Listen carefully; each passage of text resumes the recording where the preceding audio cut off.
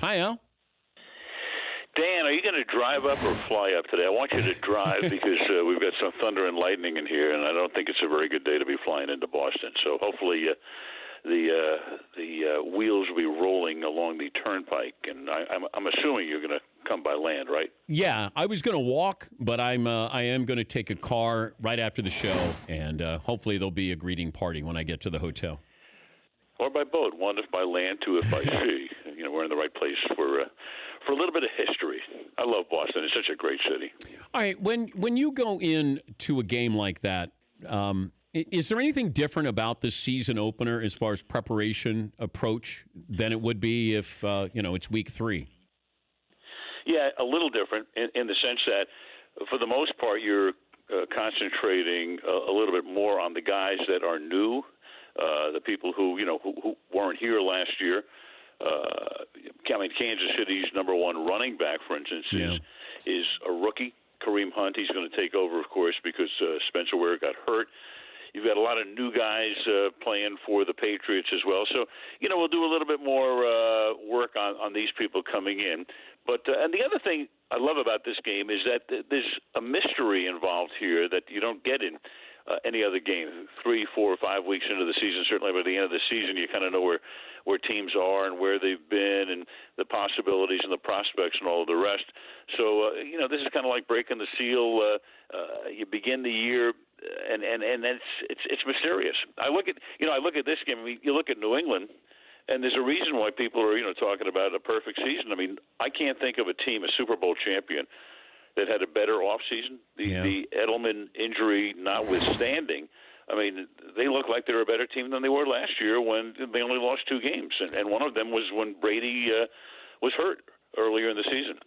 So they're tough. I mean, they are the legitimate Super Bowl favorites, no question. Do you make a Super Bowl prediction? I don't.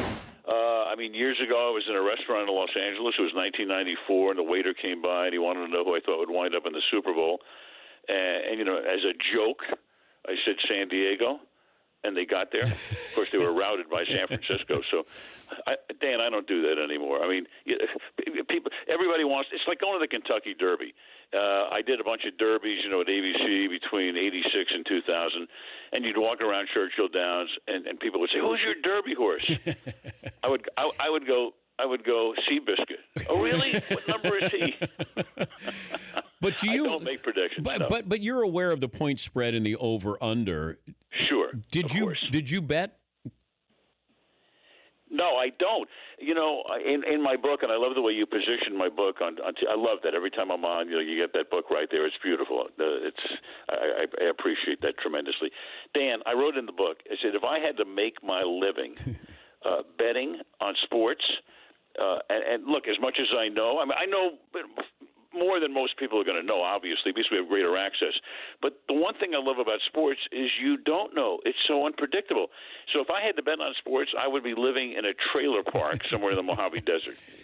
Do you ever doubt yourself, your abilities? Was there ever a moment, and even recently, where you just go, am I getting better, or am I slipping, or any insecurity? No, I don't think. Well, when you start your career, obviously, you get some breaks. I mean, I did the World Series when I was 27 years old, and I'm thinking to myself, oh, my God, I could end my career, with a bad performance.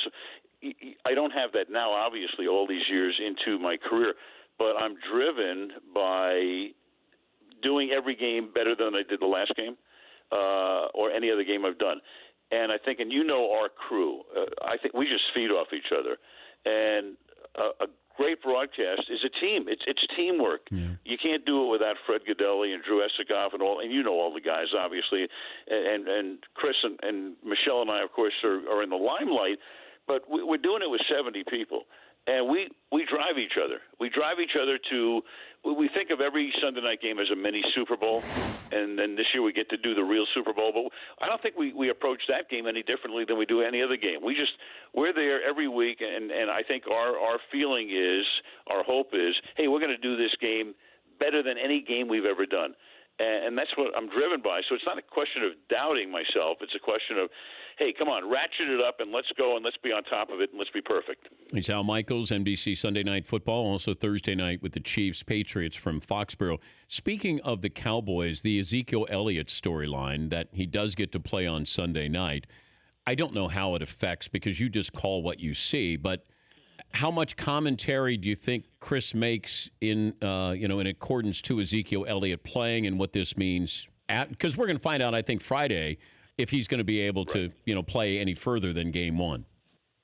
Right. I mean, we report the facts, and then if we want to weigh in with commentary, we can. And obviously, you guys are going to cover it on football night. So people are going to know about it. They're going to hear about it. They've read about it. So if there's something new, obviously, we'll get into that.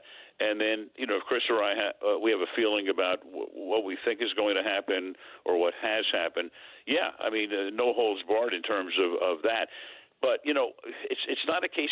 During the game, it's very, very hard. People don't want to be lectured, and certainly during the game. And by the time people tune in to watch the game, that's what they're there for. They want the game. And I always, you and I have talked about this in the past. I find it very difficult to get into something complicated and complex and controversial. And then all of a sudden, the guy launches a 60-yard pass for a touchdown. Yeah. And then you stop. You have to stop on a dime. You can't get back to it. It becomes totally disjointed. So these are stories that are, can be well told on pregame shows or written about in columns and all of the rest. Very difficult to weave in when they're that complicated.